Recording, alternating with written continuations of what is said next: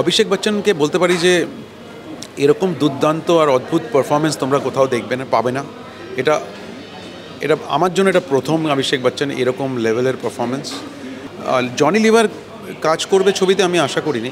তো আমি যখন গেছি ভেবেছি ওনার বারে, আমি ওনাকে বলেছি স্যার আপনার রোলটা খুব ছোটো, বাট আমি জানি না আপনি করবেন কি না, বাট আমার মনে হলো আপনাকে করে। বলছে অবশ্যই করবো, তোমার ফিল্ম আমি দেখেছি। আমি বম্বেতে বসে কিন্তু বাংলা ছবিই বানিয়ে যাচ্ছি, এটাও কিন্তু বাংলা ছবি। আমরা ইতিমধ্যেই পেয়ে গেছি আই ওয়ান্ট টু টক ছবির পরিচালক সুজিত সরকারকে। দাদা, ছবির নাম আই ওয়ান্ট টু টক, এর আইডিয়াটা কীভাবে পেলে বা এই প্লটটা কীভাবে এলো মাথায়? আই ওয়ান্ট টু টক হলো গিয়ে আমার একটা বন্ধুর গল্প। ইউএসএতে থাকে, লাস্ট 30-35 বছর ওখানেই আছে। তো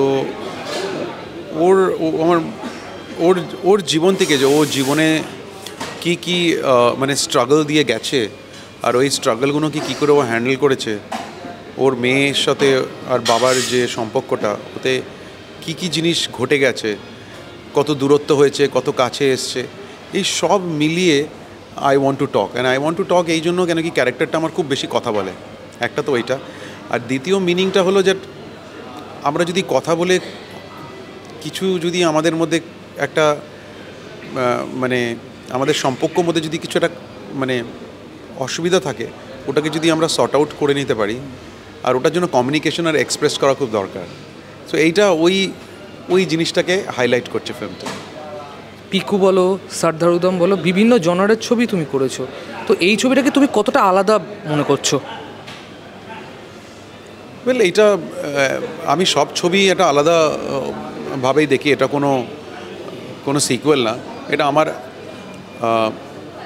আমি ভাবি যে সময়ের সাথে তুমিও লাইফে এগোচ্ছ, আমিও লাইফে এগোচ্ছি, আমাদের নিজেদের একটা এক্সপিরিয়েন্স হচ্ছে।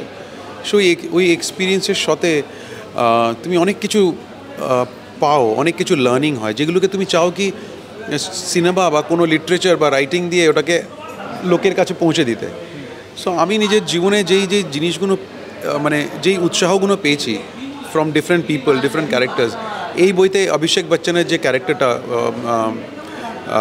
অর্জুন সেন, ওর থেকে আর ওর মেয়ের থেকে অনেক আমি মানে কি বলবো, অনেক কিছু পেয়েছি। তো আমি চেয়েছি সেটা আমি লোকেদের কাছে, specially mental health and specially all about, আমরা তো আজকাল মানসিক যে প্রেশার, ওটা নিয়ে তো অনেকগুলি জীবনে কী করে বাঁচবো, সো এইটা ওই বাঁচার ফিল্ম। অভিষেক বচ্চন, জয়ন্ত কৃপালিনী, তারপর জনি লিভার, এদের সঙ্গে কাজের অভিজ্ঞতা কেমন? অভিষেক বচ্চনকে বলতে পারি যে এরকম দুর্দান্ত আর অদ্ভুত পারফরমেন্স তোমরা কোথাও দেখবে না, পাবে না।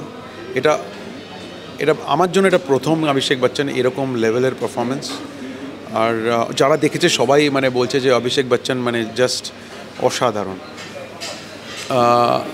আর জয়ন্ত কৃপলানি তো অনেক ভেটারান অ্যাক্টর।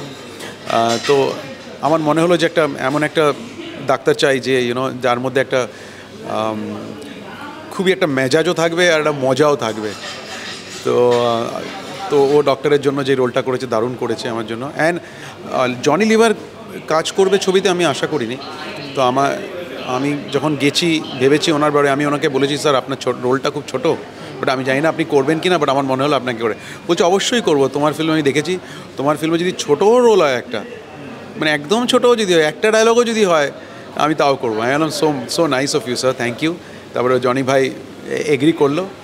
অ্যান্ড ছোটো রোল কিন্তু খুবই ইম্পর্ট্যান্ট কথাগুলো জনি ভাই ফিল্মে বলে দিয়ে গেছে। আচ্ছা, শেষ প্রশ্ন, তুমি অনেক বাংলা সিনেমা প্রযোজনা করেছো, পরিচালনা করার ইচ্ছা আছে বাংলাতে? হ্যাঁ, অবশ্যই বাংলা ছবি তো করবো, বাট আমি এখনও ঠিক নিজের মতন স্ক্রিপ্ট খুঁজে উঠে মানে তৈরি করতে পারিনি এখনও, তাই জন্য আর কি সময় লাগবে। তো আমি প্রডিউস তো করবোই, বাট পরিচালক হিসাবে একটু সময় লাগবে, বাট করবো আমি নিশ্চয়। বাট আমি কিন্তু একটা জিনিস বলি, আমি বম্বেতে বসে কিন্তু বাংলা ছবিই বানিয়ে যাচ্ছি, এটাও কিন্তু বাংলা ছবি। আর আগেও যত ফিল্ম বানিয়েছি কয়েকটা বাংলা ছবির ছাপ রেখেছি আমি। ভাষায় নো, ভাষাটা এখন আমি ঠিক রেডি হয়ে উঠতে পারিনি এখনো, তাই সময় লাগছে।